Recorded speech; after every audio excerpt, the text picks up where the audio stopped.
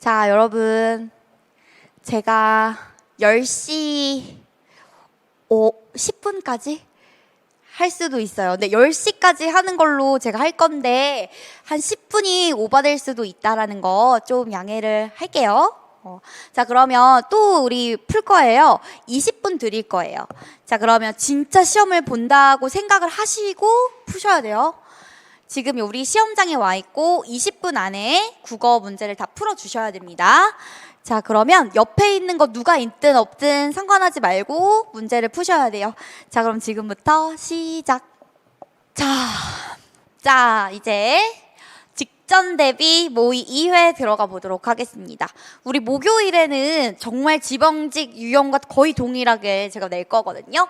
그래서 오늘 또 시뮬레이션 돌리고 다음에 이제 목요일에도 시뮬레이션 돌리면 여러분들 시험 보실 수 있는 준비가 다 될 거예요. 자, 여러분 잠도 잘 주무셔야 되고요. 그리고 밥도 잘 드셔야 돼요. 자, 잠을 7시간 이상은 꼭 주무셔야 됩니다. 많이 쌓아놨는데 잠이 부족해서 집중력 떨어지면은 너무 슬프잖아요. 잠도 충분히 주무세요. 자, 그러면 모의 2회 시작해 보도록 할게요. 자, 문제 1번. 기억부터 디귿에 들어갈 말로 적절한 것을 고르는 문제인데, 자, 다음은 의문의 변동과 의문 개수의 변화를 정리한 것이다. 이렇게 되었습니다. 자, 여러분 기억을 먼저 볼게요. 탈락이라고 돼 있네요. 여러분 탈락하면 자음군 단순화만 있는 거 아니에요. 오, 알고 있었어요? 잘했어요. 자음군 단순화만 있는 거 아니잖아요. 자, 여기 기억 먼저 일단 추려보고 가도록 할게요. 이런 식으로 봐야 돼요. 요거 추리고 요거 추리고 이런 식으로. 자, 기억 보면 열쇠가 있어요. 그러니까 뭐예요? 열 수 있는 쇠니까 열에 쇠가 붙은 거네. 그러면 이게 관형사형 어미거든요. 관형사형 어미 리을. 이거 둘 중에 하나가 탈락이 된다. 날짐승도 마찬가지예요. 날다에 관형사형 어미 리을이 들어가고 짐승 이렇게 되지. 관형사형 어미 요거 리을 겹치니까 하나 없어져야 돼요. 자, 그다음 할다도 마찬가지로 요거 어때요? 간다. 자음군 단순화는 탈락이죠. 그래서 할이 되고 리을 뒤에 이 디귿은 강하게 발음해주는 된소리 대기가 돼야 된다라고 이야기를 했습니다. 그래서 여기에 음끝규 들어가고 그리고 된소리 대기 들어가네요. 자, 그 다음에 닥다는 아니죠. 닥다의 이 기억이 바뀌는 것은 자음군 단순화가 아니라 음절의 끝소리 교치. 그래서 얘는 안 돼. 그럼 이제 1번부터 3번까지 보면 되는 거네. 자, 니은 볼게요. 공통적인 음운 변동을 여러분들이 찾아주시면 됩니다. 여러분, 덥게는 어떻게 발음이 되지? 덥게. 음절의 끝소리 규칙과 된소리 대기 나오죠? 교체예요, 두 개 다. 색연필 가볼까? 써보면 되잖아요. 기억이 이응으로 바뀌는 비음화 있었고요. 니은첨가 있었습니다. 어쨌든 비음화는 교체지. 자, 그 다음에 거치다 가볼게요. 요거 거티다가 자음 축약으로 인해서 거티다가 되는데 여러분 어때요? 이 T가 뭘로 바뀌지? 치로 바뀌죠. 국외음화가 일어나게 됩니다. 국외음화는 교체. 그래서 얘도 교체입니다. 그래서 다 교체네. 그래서 답은 뭐가 돼요? 교체. 그래서 요거 두 개로 추려지게 됩니다. 자, 그 다음 여러분 축약의 음운의 개수 변화는 두 개가 하나로 없어지는 거 하나로 딱 되는 거잖아. 봐봐. 디귿, 티읕이 티읕으로 되죠. 두 개의 음운이 하나로 줄어드는 것이기 때문에 -1. 그래서 몇 번? 답은 2번. 요런 문제도 잘 푸세요. 음운 변동의 유형을 물어보는 문제가 나올 수 있다는 거. 자, 그 다음 문제 2번입니다. 여러분 이거 틀리셨어요? 안 틀리셨어요? 오, 잘했다. 자, 다음 단어들의 문법 요소에 대한 분석으로 잘못된 것을 고르는 문제입니다. 여러분, 어간 쓰에 어떻게 된 거야? 쓰다. 그러니까 모자를 쓰다 이런 거 있잖아요. 그 쓰다에 플러스 이우가 들어간 거지? 이중사동 전미사라는 애가 또 있다 그랬어요. 요게 붙은 거니까 여러분, 어간은 어근 플러스 접사를 어간이라고 하거든요. 그러니까 어근보다 접사가 붙어 있으면 어간과 어근은 다른 의미가 되겠지. 근데 얘가 접사잖아. 어근은 쓴데 어간은 씨우거든요. 그치? 그래서 안 돼. 이해됐어요? 다시 정리해 줄게요. 어간은 어근 플러스 접사야. 여기서 쓰에 접사 이유까지 붙은 것까지가 어간. 어근은 쓰. 이렇게 되는 거야. 이거 일치하지 않는 거 맞죠? 자, 그 다음 2번. 어간이 어근 두 개의 결합으로 이루어진 거 맞지? 캐고 묻다잖아요. 캐서 묻다라는 거니까 여기에 캐랑 캐라는 어간과 그리고 묻다. 여러분 이런 거를 무슨 합성어라고 해요? 이거 바로 나와야 돼. 파생어야? 안 돼. 파생어 아니야. 캐다. 캐가지고 묻는 거잖아요. 캐고 묻다. 요런 걸 그렇지 잘했어. 비동사적 합성어. 그치? 연결어미가 없으면 요거는 비정상적인 애거든.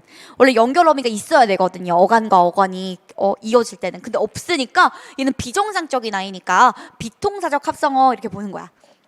자, 그 다음 메마르다는 매 플러스 마르다 요거거든요.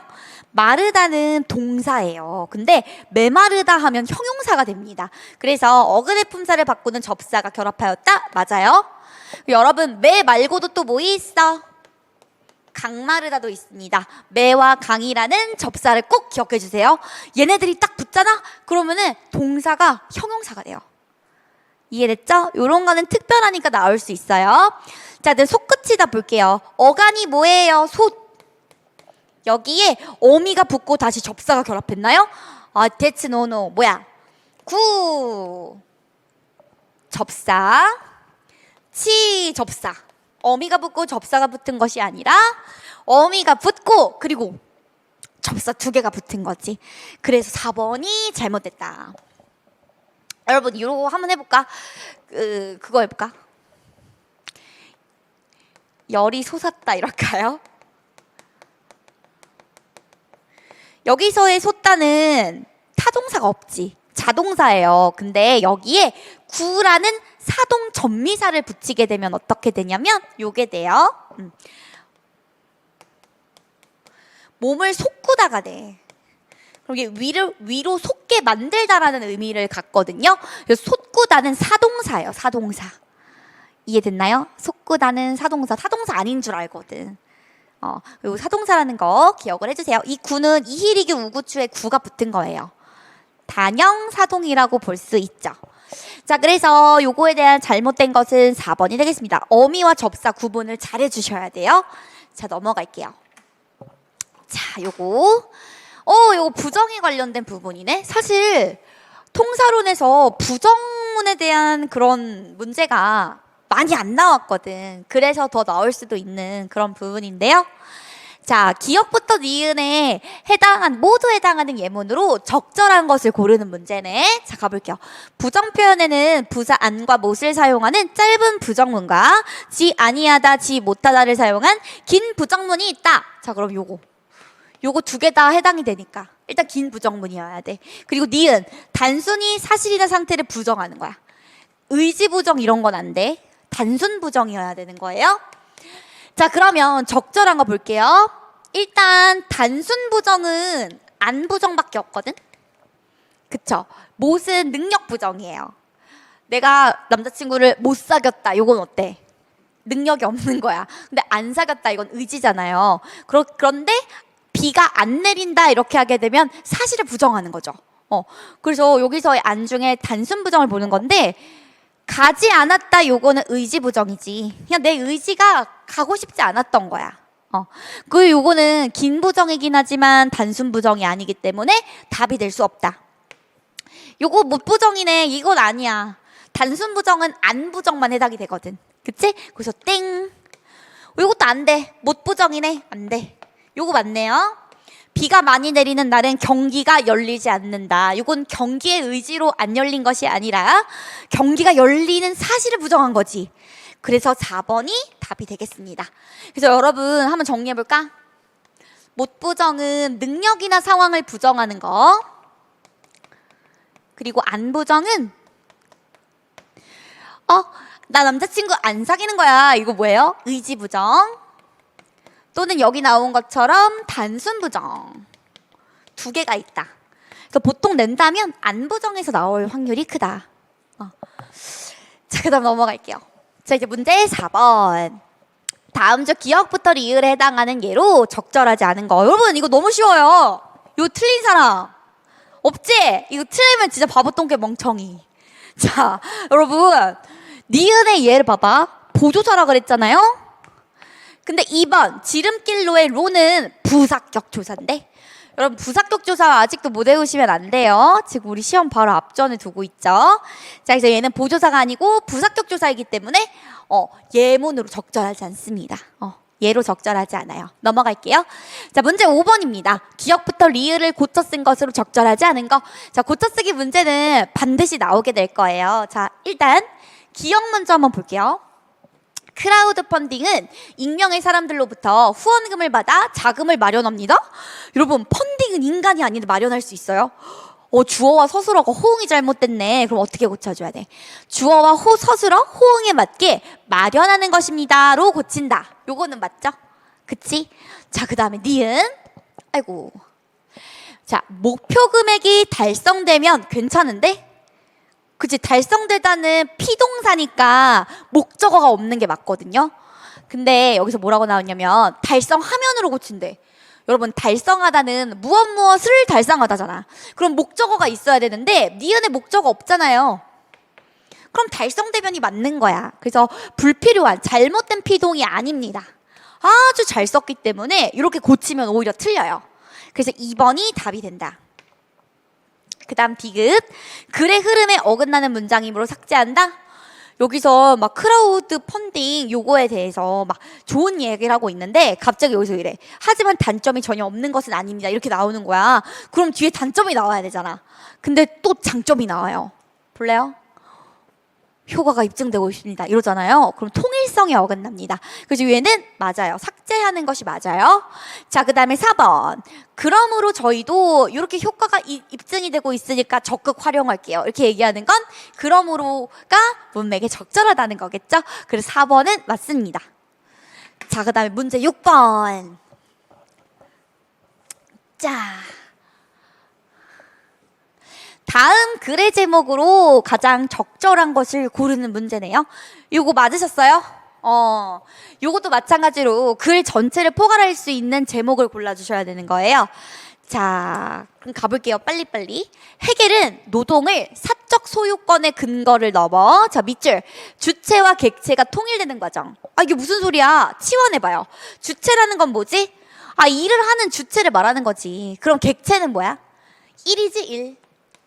객체라는 건 어떤 것의 대상을 말하는 거니까. 그러니까 뭐예요? 해겔은 노동을 주체와, 일을 하는 주체와, 그리고 그 일이 통일되는 과정이며, 그리고 자기 의식과 자기 정체성을 통일하는 과정이자 확보하는 계기라고 주장을 했대요. 오, 되게 노동을 좋게 봤네? 그런데 여기 볼게요. 그런데 여러분, 그런데 그러나 따라서 여기는 뒤가 더 중요한 그런 문장이기 때문에 밑줄 치세요.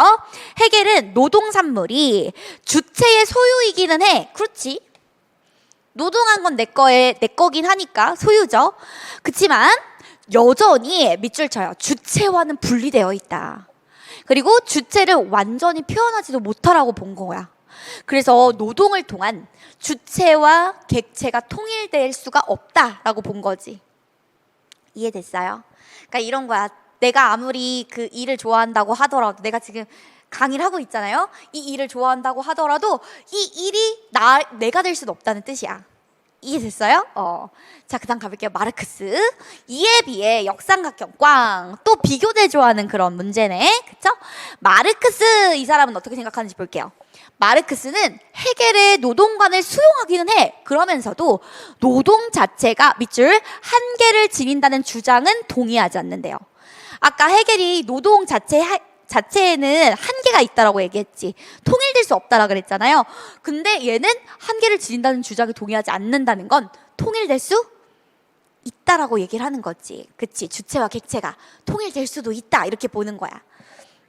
그래서 인간은 노동을 통해 만들어낸 노동산물에서 자신의 능력을 확인하고 자기 의식과 정체성을 확보하게 된다. 여러분 참고로 자기 의식과 정체성을 확보한다라는 이 말은 헤겔도 했어요. 헤겔도 자기 의식과 정체성을 확보한다라고 이야기를 했어. 이거는 공통점인 거야. 더 나아가 자신의 능력을 더욱 개발하여 자연의 구속으로부터 벗어나 자유를 획득하면서 자아를 실현하게 된다는 것이다. 이런 관점에서 그는 밑줄 가장 현실적인 주객 통일의 방법이자 인간의 자아 실현 과정이다.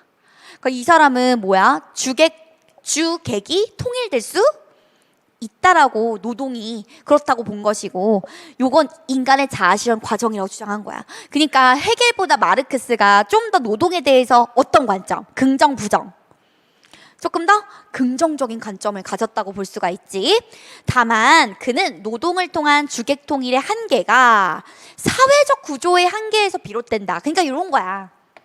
이 사람은 주객 통일이 될 수 있다라고는 보는데 현실적으로 우리 그렇지 않잖아요. 그 이유를 어디에서 찾는 거예요?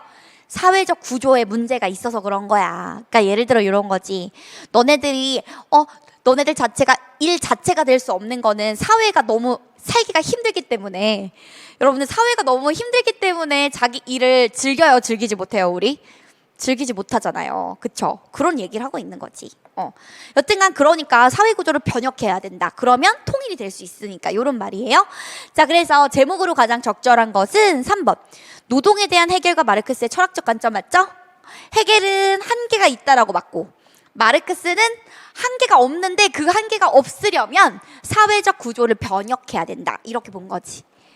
이해됐어요? 자, 그럼 넘어갈게요. 자, 문제 7번. 다음의 한글 맞춤법에 대한 설명으로 적절하지 않은 걸 고르는 거다.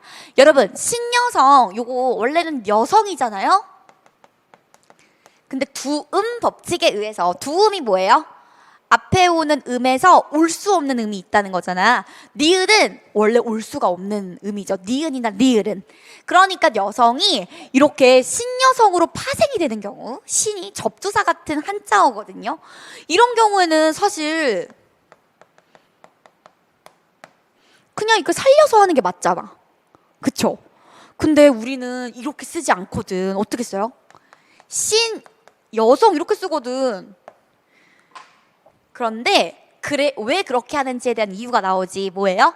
접두사처럼 쓰이는 이 한자어가 붙여지는 경우에는 두음 법칙을 적용한다라고 나와 있기 때문에 신여성이 아니라 신여성으로 나오는 거야. 두음 법칙이 적용이 됩니다. 왜 그러게? 여러분, 접두사는 실질적인 형태조예요, 아니에요?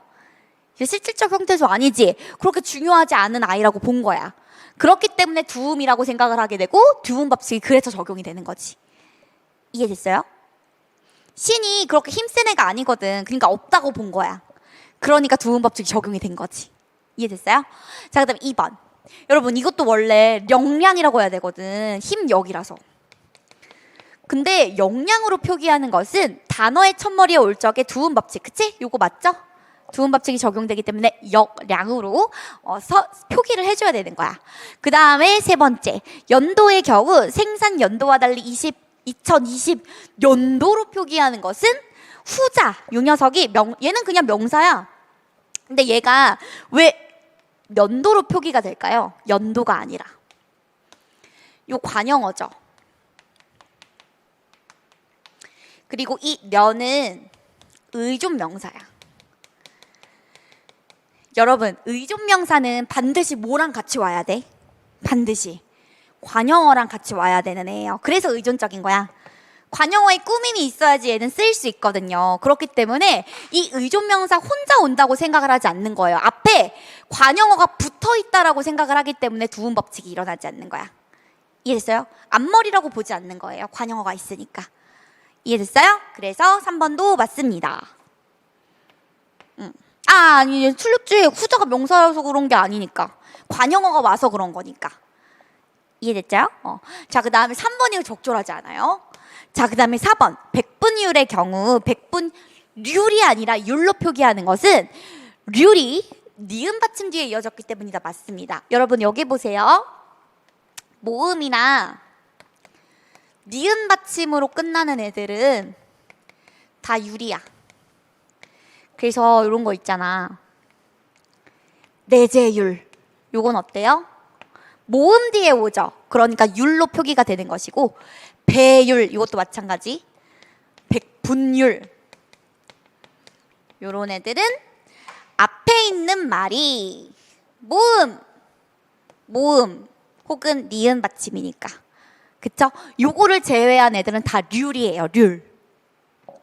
오케이. 그래서 얘는 맞아요. 그래서 정리해보면 요거 얘는 후자가 명사로 쓰였기 때문이 아니라 관형어가 왔기 때문에 여는 그대로 두음법칙 적용하지 않는다는 거예요.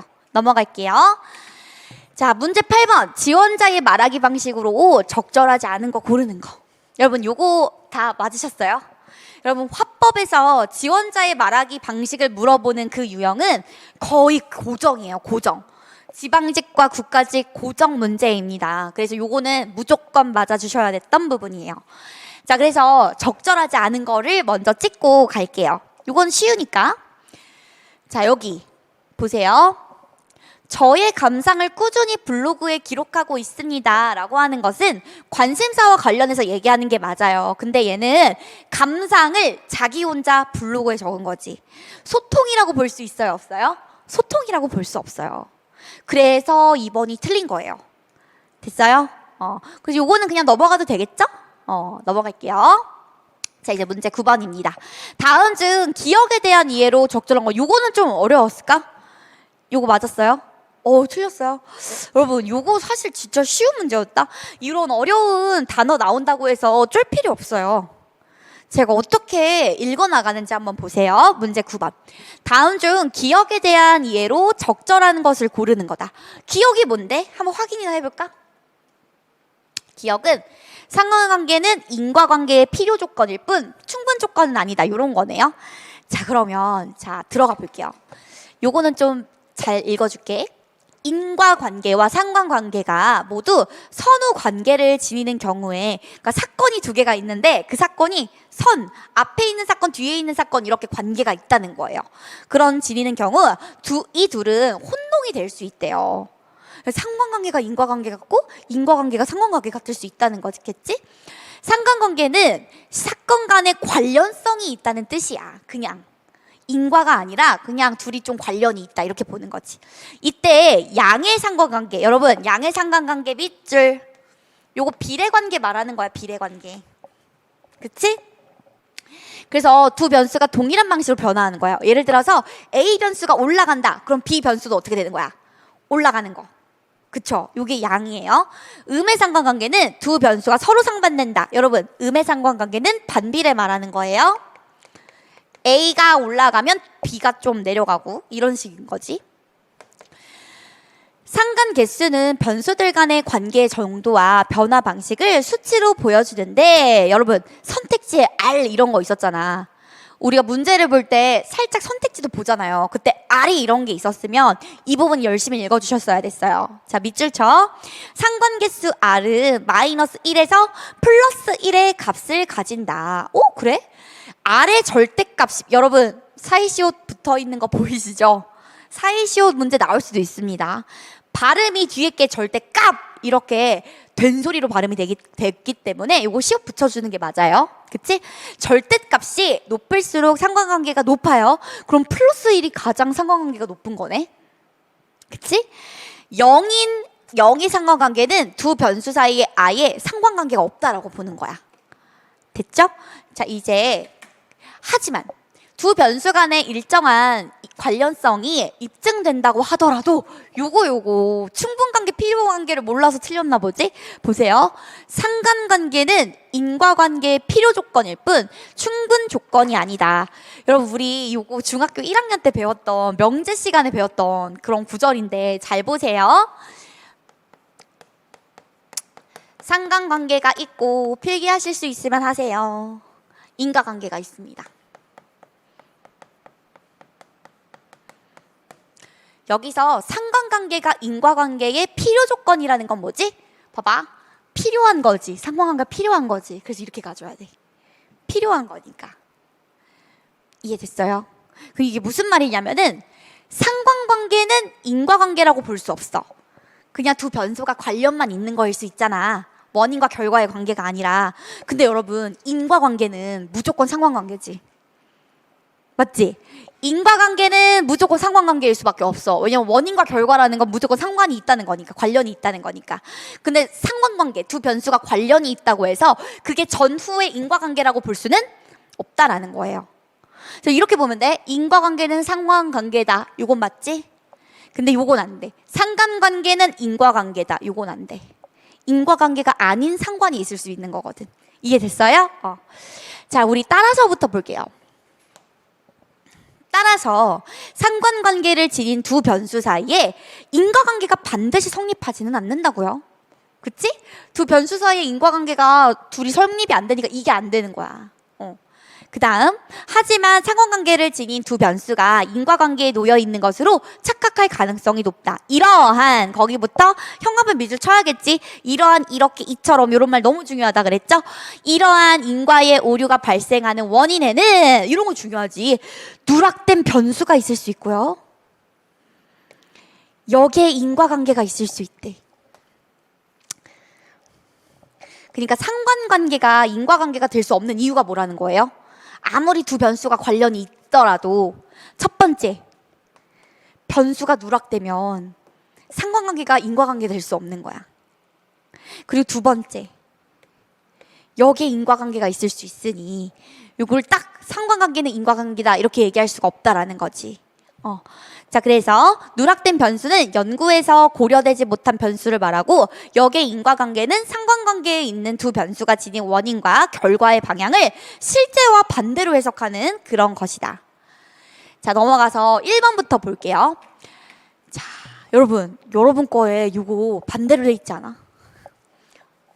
이게 1번이죠, 여러분 거엔. 이게 2번이죠. 그치? 그치? 그럼 나 그걸로 할게요. 이게 1번이라고 할게요. 인과관계가 성립하는 두 변수는 무조건 상관관계 성립되는 거 맞죠? 맞아요, 1번. 그럼 답이 뭐지? 아니, 1번. 맞지? 왜? 적절한 거 물어봤으니까. 여러분, 이거 어려워요? 답 찾는 거 어려워요? 너무 쉽지 않아요? 인과관계면 상관관계 성립하는 거 맞잖아. 인과관계면 상관관계 성립되잖아. 이렇게 쉬운 문제였어? 이렇게 쉬운 문제인데 여러분들 어떻게 한 거죠? 인간관계 필요 충분. 나 이런 거 기억 하나도 안 나. 중학교 때 배웠던 것 같은데 하고 포기하고 들어가시면 틀리고요. 내가 모르는 부분일 것 같긴 한데 최대한 글자라도 봐서 한번 맞춰보겠다 하시면 1번 고르셨을 거예요. 그러니까 제가 하고 싶은 말은 지방직에서 여러분들이 모르는 단어가 나오고 모르는 개념이 나와도 쫄아라 쫄지 말아라. 절대로 쫄지 마시고 푸세요. 풀려요. 생각보다 선택지가 쉽게 나오면 그거 풀 수 있는 문제거든. 이해되셨어요? 오케이. 그 다음에 2번 가볼게요. 여러분들 거에 2번. 아랫값이 0인 경우엔 인과관계가 성립할 수 없지. 왜? 아랫값이 0이라는 건 아예 상관관계가 없다는 거지. 상관관계가 없다는 건 당연히 인과관계가 없는 거지. 근데 여기 있다라고 나오니까 틀렸지. 성립할 수 없다지. 자, 그 다음에 3번. 한 사건이 다른 사건의 직접적인 원인이라면 이 말까지는 뭐야? 이거 인과관계라는 뜻이잖아. 인과관계인데 상관관계가 없어요? 아니요. 인과관계면 무조건 상관관계거든요. 그래서 3번도 땡. 이해됐어요? 자, 그 다음에 4번. 누락된 변수가 없으면 4번 고른 사람 꽤 있을 텐데. 4번 골랐지? 그럴 줄 알았어. 요거 아는 이유 알려드릴게요. 누락된 변수가 없으면 상관관계가 인과관계에 충분이라는 건 뭐지? 상관, 인과. 나 충분하니까 주겠다 요거거든? 요게 만약에 맞는 선택지가 되려면 누락된 변수와 역에 인과관계가 없다면 이렇게 했으면 요게 맞을 수 있었거든? 근데 누락된 변수만 얘기했기 때문에 4번은 옳지 않아요. 무슨 말인지 알겠어요? 그러니까 여기서 그랬거든. 상관관계를 지닌 두 변수가 인과관계에 놓여 있는 것으로 착각되는 이유가 있다고 했거든. 근데 그거 원인이 요거야. 변수와 역의 인과관계거든. 얘가 누락된 변수가 없어도 역의 인과관계가 활개를 치게 되면 뒤에 거 불가능해지거든요. 이해됐어요? 그래서 4번 안 돼요. 자, 그 다음에 문제 10번. 다음 작품에 대한 설명으로 적절하지 않은 거. 여러분, 요거 다 맞으셨어요? 맞았어요? 잘했어요. 생각보다 되게 쉽게 나오지? 답이. 답을 한번 볼게요. 짠! 시각을 청각화하는 감각의 전이 요 공감각적 심상 말하는 건데, 여러분, 푸른 서름은 아니야. 요거 빼. 푸른 웃음, 요거 보면 웃음은 청각이거든요. 그런데 이 청각을 푸르다는 것으로 표현하고 있죠. 청각의 시각화예요. 푸르다는 시각이니까. 자, 여러분 요거 절대로 헷갈려 하시면 안 됩니다. 자, 봐요. 웃음과 울음을 시각이라고 생각하시는 분들이 있어요. 시각. 근데 얘 시각이 아니야. 아니야. 시에서 웃음과 울음은 막 이러거든. 여러분들 이렇게 얘기해요. 웃는 거 눈으로 보는 거잖아요. 눈물 흘리는 거 눈으로 보는 거니까 웃음이랑 울음은 시각 아닌가요? 할 수 있는데 아니야. 봐봐. 울었어. 소리 나지? 청각.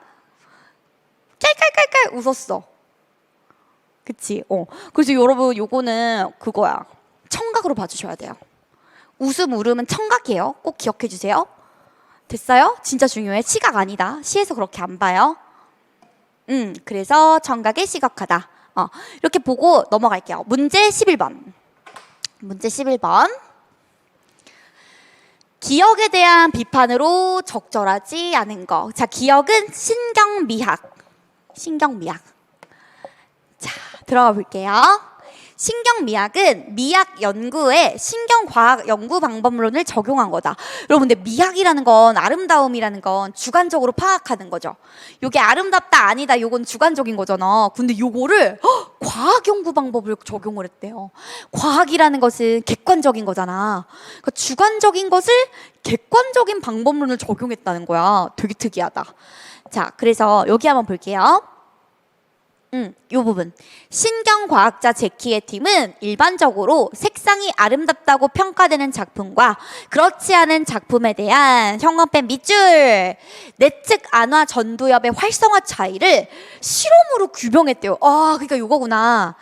왜 여기서 과학 연구 방법을 적용했다고 하는 거냐면 주관적인 그 아름답다고 느끼는 그 주관적인 걸 실험실에서 전두엽을 가지고 실험을 한 거야. 그래서 아름답다고 느낄 때는 전두엽이 막 활성화돼. 반짝반짝거려.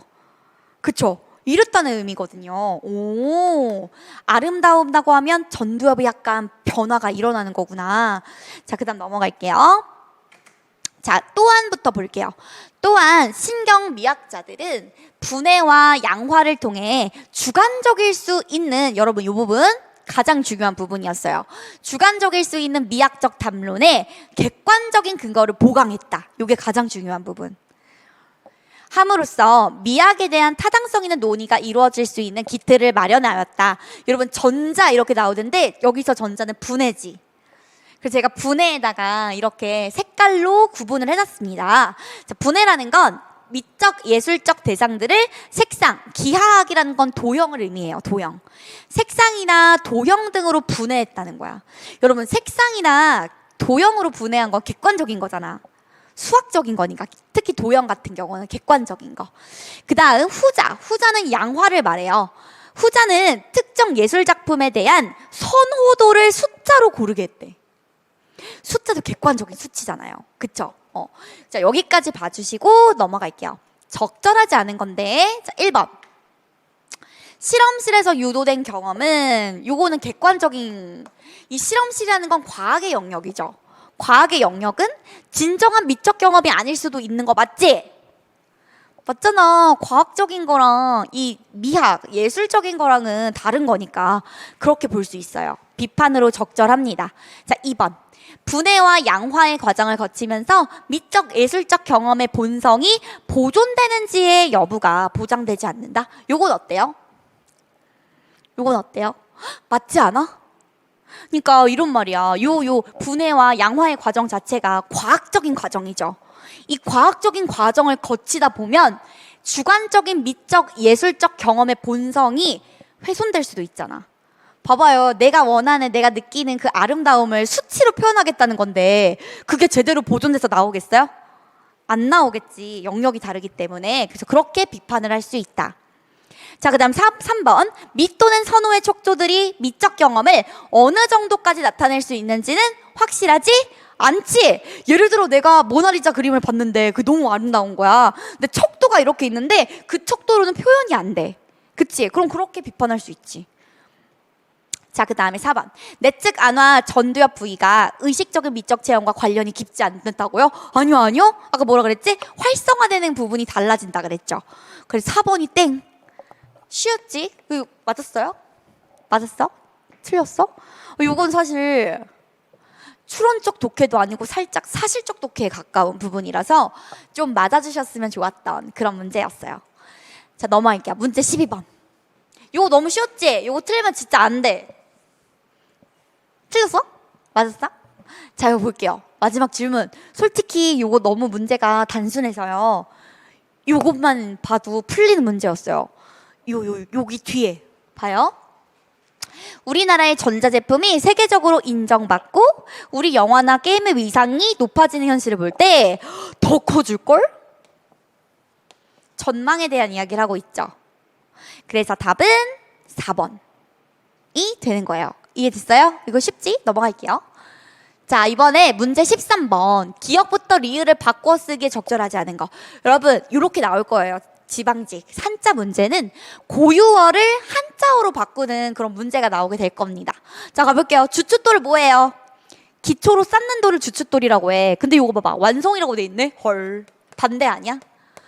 얘는 기초를 쌓는 돌인데 얘는 완성됐대 벌써. 그래서 1번이 적절하지 않은 선택지가 됩니다. 됐나요? 그 다음에 요건 어때요? 균열이거든요. 금이 생긴다. 균열이 생긴다. 맞죠? 그 다음에 요건 뭐야? 이거 어떻게 읽어? 자각이지? 깨닫는 거지. 눈 떴다는 건 깨달았다는 거야. 그치? 그 다음에 요건 뭐예요? 역전이지? 요거 정도는 읽어주셔야죠. 특히 이 전자는 엄청 많이 나와요. 기출에서. 역전, 뒤집히는 거 맞습니다. 그래서 요거 적절하지 않은 건 1번. 자, 여러분 그러면 1번을 뭘로 고쳐야 될까? 요걸 초석이라고 해요. 초석. 여러분들 거기에 있어요. 해설지에 있어요. 이런 걸 초석이라고 하는데 주춧돌 초자라는 게 있습니다. 그래서 초석으로 바꾸면 알맞는 선택지가 되겠습니다. 자, 넘어가서 문제 14번. 요거는 좀 특이했지, 문제가. 이거 맞으셨어요? 오, 잘했어. 자, 요거 한번 볼게요. 다음의 내용과 가장 관련이 없는 거. 여러분, 여기 보세요. 그것들이 뿌리로 씨로 잠든 땅, 그것들이 왕성하게 자랄 여름. 여기서의 그것들은 뭘게요? 풀이랑 꽃이지. 요거랑 관련된 거 뭐지? 만화방초. 그치? 꽃이 엄청 만개에 있고 풀이 많다는 거잖아. 그쵸? 그거 요거랑 관련이 있습니다. 그리고 요거 119는 부양할 마당이 있다는 걸 생각하면 뿌듯하대. 여기서의 식구는 풀과 그리고 꽃을 말하거든요. 그러니까 뭐야? 강호지락. 강호가 자연이에요. 자연. 강과 호수는 자연을 대표하는 애잖아. 그러니까 자연에서 느끼는 즐거움이니까 요거로 이제 연결이 되는 거야. 자, 그 다음 그래도 나는 기다린대요. 이 아이들을 기다린대요. 학수고대. 그치? 나머지 남아있는 게 뭐야? 화용월태. 뭐야? 용이 얼굴 용자예요. 얼굴이 꽃 같고, 그리고 태가 달 같아. 그러니까 예쁜 여인을 화용월태라고 이야기를 합니다. 됐죠? 넘어갈게요. 15번. 요 틀린 사람. 틀렸으면 여기서 틀렸을걸? 그치? 자, 기역부터 가볼게요. 기역과 니은을 비교한 것입니다. 자, 갈게요. 기역, 관세란 수입되는 재화에 부과되는 조세. 수입이 뭐야? 수입. 밖에 있는 물건이 들어온 거지. 미국 제품이 우리나라에 들어왔을 때 우리나라 산업을 보호하기 위해서 정부에서는 미국 제품에 뭘 매기지? 관세를 매기지. 아, 참고로 미국은 별로 관세가 없으니까 다른 걸로 해볼까? 뭘로 해보지? 프랑스로 해볼까? 프랑스 제품에 이제 조세를 딱 부과를 한 거야. 자, 그러면 국내 산업 보호가 되겠죠? 왜냐면 프랑스 제품이 너무 비싸니까 관세가 붙어서 사람들이 안 사는 거야. 우리나라 제품을 살 거기 때문에 국내 산업 보호가 돼요. 그리고 조세 수입 증대를 목적으로 부과하게 되죠. 정부는 그 프랑스에게 받은 그 세금으로 돈을 버는 거니까 아주 좋다 이 말이겠지. 관세 부과는 국내 경기 및 국제 교역에 영향을 미친다. 그렇겠지. 경제학의 수요와 공급 원리에 따르면 관세를 부과하면 재화의 가격이 상승하겠죠. 세금이 올라가니까 제품의 가격도 상승하겠지. 그러면 생산자 잉여는 늘어나지. 그렇지. 제품이 가격이 늘어나니까. 근데 소비자가 가질 수 있는 잉여라는 건 이익으로 바꾸면 되겠지? 그쵸? 소비자의 이익은 줄어들어. 비싸니까. 하지만 늘어난 생산자 잉여보다 여러분 밑줄 쳐요. 줄어든 소비자 잉여가 더 커요. 그치? 그러니까 소비자가 손해를 더 보는 거야. 돈을 더 내야 되니까. 그렇기 때문에 관세 부과는 자국의 경기에 부정적 영향을 끼쳐요. 프랑스 제품을 너무 비싸게 사게 되면 소비자의 그 손해가 많아지잖아. 안 좋은 영향을 끼치게 되는 거야. 또한 관세 정책이 장기화가 되면 관세가 부과된 수입품을 원료로 하는 국내 제품의 가격 상승도 일어날 수 있지. 그치? 프랑스의 원료를 가지고 우리나라 제품을 만들어야 되는데 이게 너무 비싸 버리면 우리나라 제품도 엄청 올라갈 수 있겠죠. 그래서 이에 대한 소비가 줄어들고 결국엔 국내 경기도 침체가 돼. 이거 되게 웃긴 게 국내 산업을 보호하려고 관세를 매긴 건데 오히려 우리 경기에도 문제가 생기는 거야. 왜냐면 팔리질 않으니까. 너무 비싸게 팔려고 하다 보니. 관세를 부과하면 국내 소비와 국제 교역을 감소시켜서 그렇지. 국제 무역 시장을 침체하지. 왜냐면 너무 비싸니까 사람들이 수입을 해요, 안 해요? 수입 안 하려고 그러는 거야. 그러니까 국제 무역 자체가 손해를 볼 수 있다 이 말이지. 관세도 좀 작작 매겨야겠네. 그치? 넘어갈게요. 한편 수입할당제. 수입할당제. 얘랑 또 비교 대조하는 거겠죠? 수입할당제는 특정 재화를 수입할 수 있는 양을 제한해요. 그러니까 예를 들어서 프랑스 제품을 수입할 수 있는 양을 제한해. 대신에 뭐인 거야? 비관세예요. 비관세. 관세를 안 매겨. 이해됐어요? 그럼 잘 팔리긴 잘 팔리겠다. 수입할당제는 수입되는 재화의 양을 제한해요. 그 재화의 국내 가격을 자연적으로 상승시켜. 왜 그렇게 되지? 프랑스 제품이 예를 들어서 탁자가 있다고 해봐요. 근데 이 탁자를 5개밖에 주문을 못하는 거야. 그럼 얘랑 비슷한 탁자를 국내에서 생산을 하겠죠. 그럼 사람들이 이거 못 사니까 뭐 살까? 우리나라 탁자를 살 거 아니에요. 그쵸? 그러니까 자연적으로 그러면은 얘가 탁자 5개 요거를 다시 미안 꼬였어. 잠시만. 탁자 5개 프랑스 탁자 5개 요것만 할당이 돼서 요게 왔다? 근데 얘가 다 팔린 거야. 그럼 이제 살 수 있는 게 우리나라 탁자밖에 없어요. 근데 우리나라 탁자가 가격이 어떻게 될까? 원하는 사람들이 많을 것이기 때문에 올라가는 거야. 됐어요? 그럼 국내 가격을 자연적으로 상승시키는 거지. 그러면 생산자는 돈을 많이 벌게 되기 때문에 생산자를 보호하는 기능이 있다는 거예요. 이해됐어요? 그러니까 뭐가 좀 더 좋아 보여? 앞에 거야, 뒤에 거야? 앞에 게 조금 더 뒤에 게 더 좋아 보이지? 앞에 건 아니지. 앞에 거는 까딱했을 땐 국내 시장도 안 좋게 할 수가 있고 국제 시장도 안 좋게 할 수 있으니까.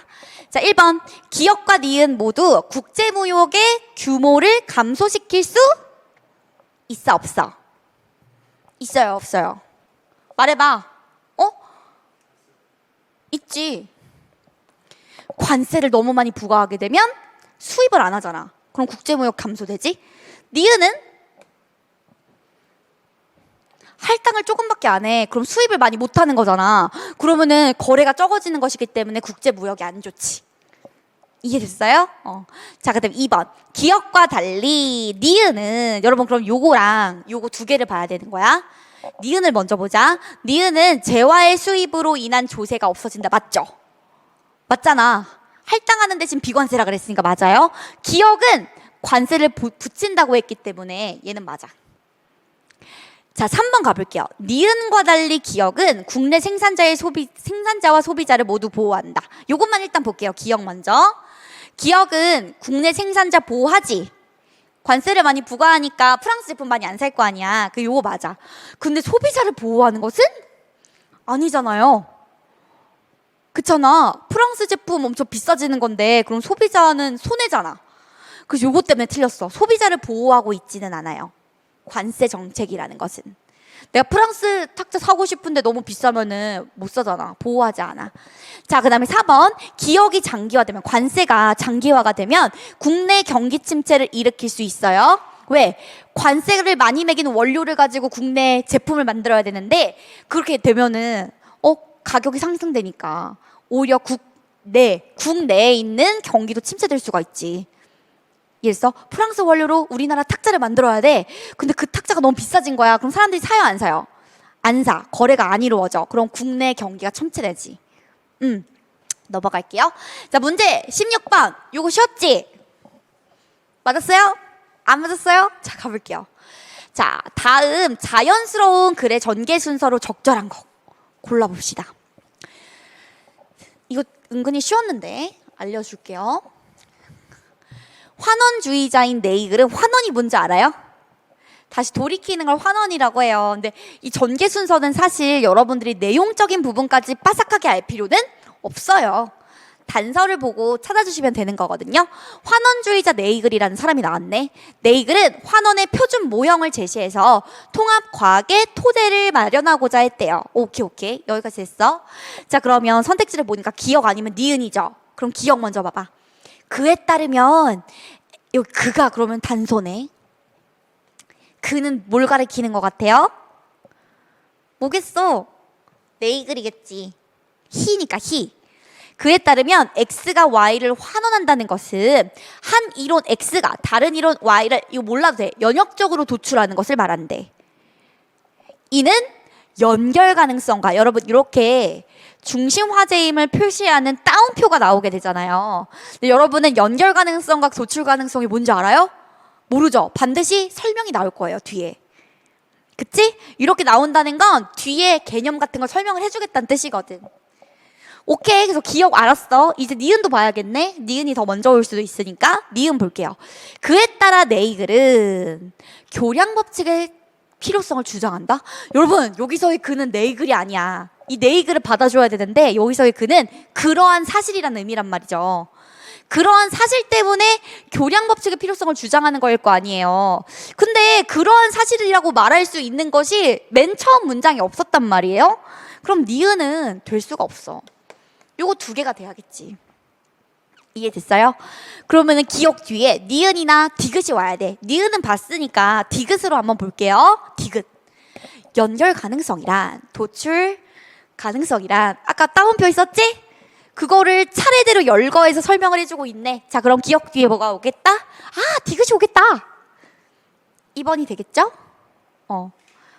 이해되셨어요? 요게 확실하면 넘어가셔도 되는 거고, 나는 이런 문제를 잘 못 풀어 하시는 분들은 더블 체크 들어가 주셔야 돼요. 자, 넘어가서 문제 7번. 자, 인물의 심리로 적절하지 않은 거 고르는 건데, 우와, 이거 엄청 그거 같잖아요? 너무 급진적인 그런 소설이지. 조선시대에도 이런 관계가 있었대. 너무 신기하다. 자, 그러면 기억부터 볼게요. 심리로 적절하지 않은 거지.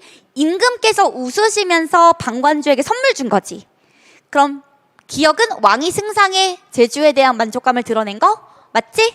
그쵸? 자, 그 다음 2번. 쌀쌀맞게 웃었네. 왜 쌀쌀맞게 웃었지? 왜 그랬지? 방관주가 선물을 부인한테 안 주고 누구한테만 줬지? 입양한 낙성이한테만 줬잖아요. 그거 썰썰먹게 웃는 거야. 그럼 못마땅하게 하는 거 맞지? 그리고 뒤에 따지거든. 왜 나는 안 주냐? 이렇게 따지거든. 그래서 2번 맞아요. 3번 아니야. 승상은 영해빙의 말도 일리가 있다고 여기지?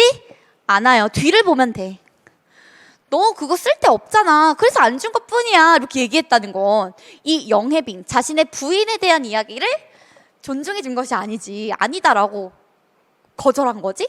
그러니까 요거에 대해서 반박한 거지. 그래서 요건 아니야.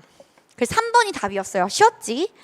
자, 그리고 부인이 가만히 웃기만 한 건 약간 그런 거지. 그래, 너는 지져라. 나는 그냥 그런 대로 할게. 이런 식으로 그냥 동의하지 않는다는 것을 보여주기 위한 웃음이지. 사실 이런 웃음을 하면 사람들은 기분 나빠하지? 그쵸? 넘어갈게요. 자, 그 다음에 문제 18번. 요거도 맞으셨나요? 요거 우리 굉장히 최근에 했었던 그 고전 필수어휘 배웠잖아요. 그거 적용해보면서 읽었어요? 되게 좋지 않아? 되게 좋죠? 그럼 한번 가볼게. 맞았어요, 그래서? 오. 자, 가부터 한번 가볼게요. 비교한 내용이네. 가. 꿈에나 님을 보려 잠을 자려고 누웠더니 새벽달이 지새도록 두견새 소리가 어리아리. 여러분, 이 두견새는 써봐. 접동새예요. 우리 배웠지? 고전 필수어휘 넷클래스에서 배웠었죠? 접동새, 소쩍새. 얘네들은 그렇지, 정한을 의미한다고 해서 한. 이 사람은 왜 한이 있을까? 님과 헤어졌기 때문에. 그치? 두어라 애끓는 마음이, 여기서의 너는 두견새야. 그럼 여러분, 여기에 의인법 쓰인 거 아시죠? 두견새를 인간인 너로 표현했다는 건 의인법이 쓰인 거야. 어쨌든 봐봐요. 애끓는 마음이 너와 내가 다르지 않구나. 이 말은 두견새의 자신의 애끓는 마음을 이입한 거야. 그쵸? 그래서 요거는 감정이입이라고 볼 수가 있습니다. 감정이입. 자, 가는 님을 봤어요? 못 봤어요? 님을 못 봤어요. 그치? 두견새 소리 때문에 님을 못 봤어요. 꿈을 못 꿨거든. 나로 갈게요. 적은 덫이 뭐였지? 잠시 동안 역진, 기력을 다 쇠진해서 풋잠을 잠깐 드니까 정성이 지극하여 꿈에 님을 봤대요. 얘는 꿈에 님을 봤네. 얘는 못 봤는데. 옷 같은 얼굴이 반이나마 늙었세라. 님의 용상을, 그치? 용상이라고 말한 이유는 님이 사실 임금님이거든. 여튼간 요거는 묘사하고 있어요. 마음에 먹은 말씀 실컷 배웠지? 살자라는 건 아뢰다라는 의미였죠. 아뢰자 하니 눈물이 발아나니 말인들 어이하며 정을 못다하야. 못다한, 여러분 못다한 사랑 요거 어떻게 된 거야? 띄어야 돼, 붙여야 돼? 갑자기 띄어쓰기. 띄어야 돼요. 이거 못다하다 아니야. 요 부사기 때문에 띄어야 돼요. 사실은 요거 띄어야 되는데 원문에는 붙여서 나온 것 뿐이에요. 못다하야 모기조차 매여하니. 오전된, 여러분 여기서의 개성은 이 개자가 닭개자잖아. 그치? 닭소리 때문에 님을 봤던 그 꿈이 깬 거야. 이해됐어요? 그리고 요거 봐봐. 여기서 틀린 거. 가나 모두 담정이입의 대상이 나타난다? 아니, 가만 나타나. 나에는 나타나지 않아요. 그치? 요거 임에 대한 그리움 두 개 다 노래를 부르고 있고, 2번 나에서 님의 모습 묘사되고 있죠? 늙은 님의 모습 묘사되고 있고, 그리고 4번 나와 달리 가에서는 꿈에서 님을 못 만났다. 그쵸? 두견새 소리 때문에 잠을 못 잤어. 넘어가서 19번 작품에 대한 설명으로 적절하지 않은 거. 여러분 요거 맞으셨어요? 극이 나올 수도 있어. 이번에 현대산문에서 극이 나올 수 있어요. 그래서 한번 넣어봤어요. 자, 요거는 바로 선택지로 갈게요. 자, 일본 당국의 눈치를 보는 무능력한 황제 보이나요? 보이지? 어디에? 그것도 일본의 뜻에 따라야 하는가? 그랬더니 궁녀가 따라야 되는데. 알겠다. 이렇게 하는 걸 보니 눈치를 보고 있고. 그 다음 2번 민요를 통해 등장인물의 심리 감정적으로 드러내고 있다? 맞죠? 여기 제비라는 이 멕시코의 민요가 아래 보면 뭐라고 돼 있어요? 고향을 그리워하는 그런 노래라 그랬잖아. 그치? 그래서 요거 맞아요. 그러니까 이게 뭐냐면은 일제강점기에 멕시코에 강제로 이전해서 강제 노동을 했던 그런 우리 민족의 모습을 보여주는 그런 소설이기 때문에 맞아요. 간접적으로 드러내는 거 맞아요. 그 다음에 3번 왕실과 농장의 모습 대조하고 있는 거 맞죠? 황실은 막 농담 따먹고 난리가 났는데 농장에 사람들이 죽어나가고 있단 말이죠. 그래서 비극성 강조하는 거 맞습니다. 그리고 윤치호와 궁녀는 공사 파견에 대해 의견이 동일해요. 그치? 일본말 들어야 된다. 이게 이 사람들의 의견이거든요. 넘어갈게요. 자, 이제 문제 20번. 다음 기획문의 초고에 반영되지 않은 장문 계획. 여러분 이거 바로 들어갈게요. 자, 문제 20번. 자, 여러분 1번. 군산을 답사지로 택한 구체적인 이유를 밝혔나? 밝힌 적이 없어. 어떻게 돼 있어? 답사 준비를 하면서 일단 그냥 아예 군산을 답사지로 정하고 답사 준비를 하면서 그때서야 정말 의미 있는 장소라는 걸 알게 된 거잖아요. 그치? 그래서 얘는 구체적인 이유를 밝힌 적이 없어요. 그래서 1번이 답이다. 그래서 여러분 선택지가 있으면 앞뒤가 있죠. 이 앞뒤가 맞는지를 다 확인을 해주시고 정답을 골라주셔야 된다는 겁니다. 자, 그럼 우리 너무 고생 많으셨고요. 목요일에 보는 걸로 할게요. 목요일에는 정말 지방직 유형과 동일하게 제가 시험지를 구성을 해드릴 거예요. 자, 그럼 오늘 너무 고생 많으셨고 오답하는데 너무 많은 시간 들이시면 안 돼요. 알겠죠? 정말 자기가 틀린 것만 딱 보시고 끝내세요. 자, 너무 고생 많으셨어요. 안녕.